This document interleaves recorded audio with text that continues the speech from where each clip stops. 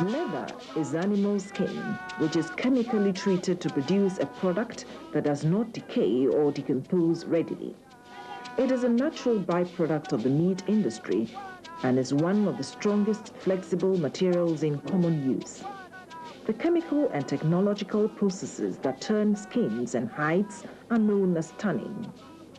Tanning makes leather non-putrescible or resistant to decay.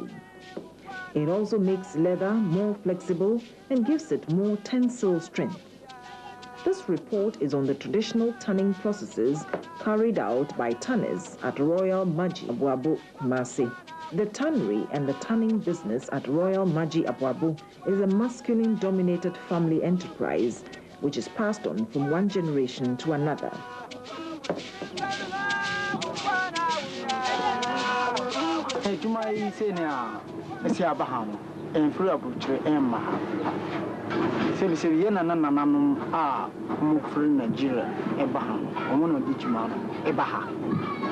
Nti yomu bahano enyenne ache more than 100 years kra na ejuma na wa haya enko bibia ohwe aboko bi wo ho tamale bi wo ho bolaga bi wo ho na nanum nyina na omu titi ho nyina etiti sajuna nti ahade no na nanum nyina na esunya efiri wo mu ho nti se na kwase ekum adwan oyi no ho ma no na enso na yakoto Labor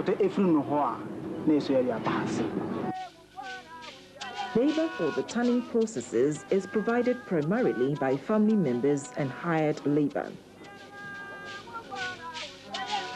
The elderly involved in the traditional tanning industry usually have no formal education, but the younger, however, mostly have had basic education. The materials and equipment used in the traditional tanning industry include skins of cattle, goats, sheep, snake, etc.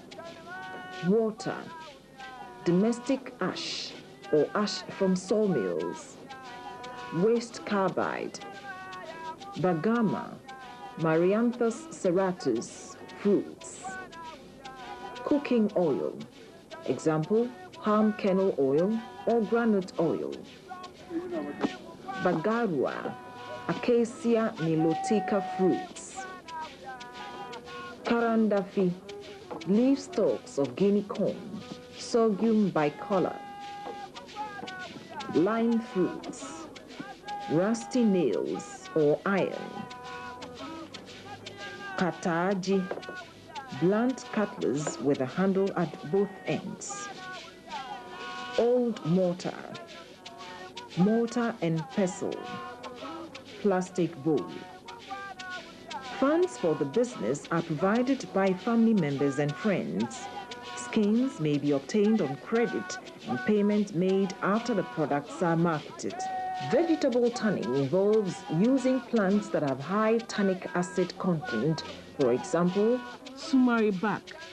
Oak bark can also be used even though it has low tannic acid content. However, the advantage of having a mixture of the catechol, non-hydrolyzable, and paragolol, hydrolyzable types of tanning material that result in a well-balanced tannage.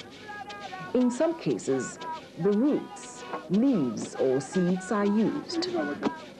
In Ghana, Bagarua Acacia nilotica seeds are mostly used for vegetable tanning. The skins for tanning are usually dry when they are bought.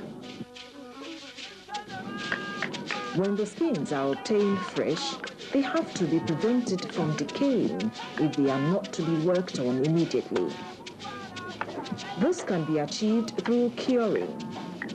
Curing involves airing and the treatment of skin with salt and wood ash to dissolve the water in the hide. Curing prevents bacterial decay in skins or hides. Hide consists of albumin and other types of protein, as well as other nitrogenous substances, which in the presence of water provides an ideal substrate for bacterial growth that results in putrefaction of the hide. Salting and drying dehydrate hides to inhibit the activity of the putrefying bacteria is inhibited. The various stages involved in the traditional leather preparation include soaking in water, dehairing, defleshing, tanning, and dyeing. Soaking in water. The first stage in the processing of leather involves soaking the skin in water in cemented pits for about an hour to rehydrate and soften them. This also removes blood stains and other undesirable materials from the skin. If the skins are obtained fresh and soft, this stage is skipped. If the skins are left in the water for too long, degradation of the hide by bacteria will begin. Dehairing. The softened skins are put in a mixture of sawdust ash and water, or a mixture of domestic ash, spent carbide, and water if the ash is from homes. Ash from sawdust is more active or stronger than ash from houses.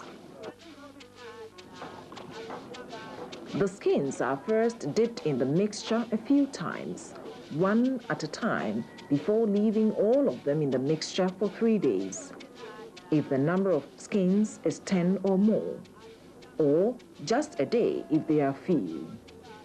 If the ash-water mixture is very strong, the skins are left in it for only 2 days.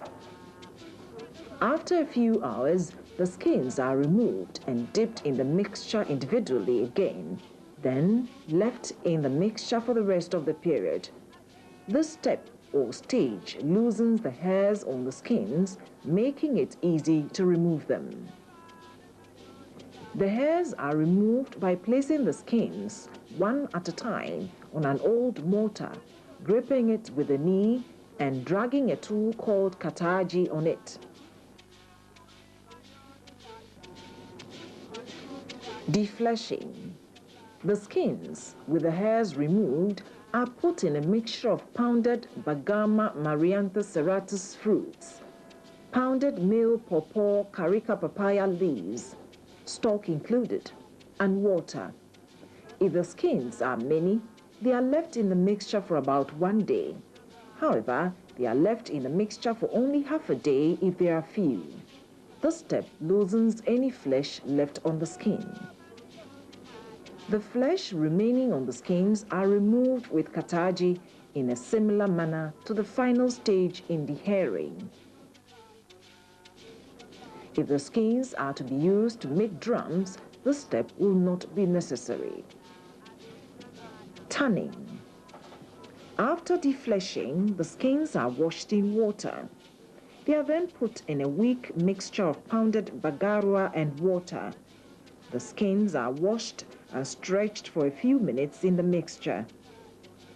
The skins are next put in a more concentrated mixture of bagarua and water, removed and re-dipped in a few times in the mixture to ensure complete smearing with the bagarua water mixture, and left in the mixture overnight. This step gives the skin a tan khaki color. The skin is now referred to as leather. Dyeing. The leather may be dyed further, but before this is done, the smooth side of the leather is first smeared lightly with either palm kernel oil or groundnut oil. Groundnut oil gives better results than palm kernel oil.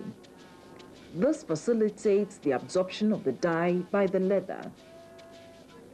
Dyeing red. Karandafi stalks are pounded with a mixture of ash and water. The oiled leather is pounded in a mortar with some water bagarua mixture. Each is then wringed to remove excess water. The pounded karandafi is thereafter placed in a wooden tank, and a mixture of ash and water is added to it bit by bit until the desired intensity of redness is attained. A bucket full of water is next added to the karandafi mixture, and the leather folded lengthwise with a smooth side on the outside and dipped in the colored mixture for about 1 hour to allow the leather to be stained red. After dyeing, if the intensity of the dye is more than what is desired, the leather is put in a mixture of pounded lime fruits and water. The lime reduces the color intensity. When the intensity reduces to the desired level, the leather is removed and wringed to get rid of excess lime, after which the leather is dried. When the leather is semi-dry, it is removed and stretched a few times and dried again. This is repeated at least 3 times before the leather dries completely. The stretching removes all kinks and gives the leather an improved sheen. Dyeing black. Rusty iron, especially nails, are put in a bowl. Water, bagarua, pounded lime, and pounded karandafi are added to them and left for 3 days, after which the rust is removed. The leather, which must be dyed red first, is put in the mixture for an hour to be dyed black.